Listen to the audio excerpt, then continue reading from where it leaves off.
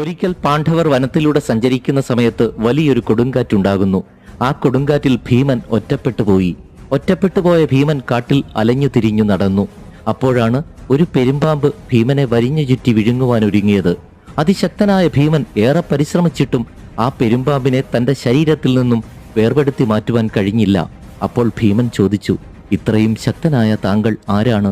ഭീമന്റെ ഈ ചോദ്യം കേട്ട പെരുമ്പാമ്പ് പറഞ്ഞു, ഞാൻ നഹുഷനാണ്. ഇന്ദ്രപദവി ലഭിച്ച ഞാൻ ഏറെ അഹങ്കരിച്ചു. ബ്രഹ്മർഷിമാരെ കൊണ്ടെല്ലാം എന്റെ പല്ലക്ക് എടുപ്പിച്ചു. അങ്ങനെ അഗസ്ത്യ മഹർഷിയുടെ ശാപം നിമിത്തം ഞാൻ പെരുമ്പാമ്പായി ഭൂമിയിൽ വസിക്കുന്നു.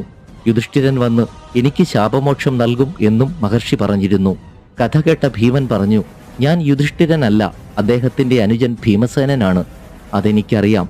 താങ്കളെ അന്വേഷിച്ച് യുധിഷ്ഠിരൻ ഇവിടെ വരുമല്ലോ. അങ്ങനെ ഭീമനെ അന്വേഷിച്ചിറങ്ങിയ യുധിഷ്ഠിരൻ അവിടെയെത്തി നഹുഷന് ശാപമോക്ഷം നൽകുന്നു.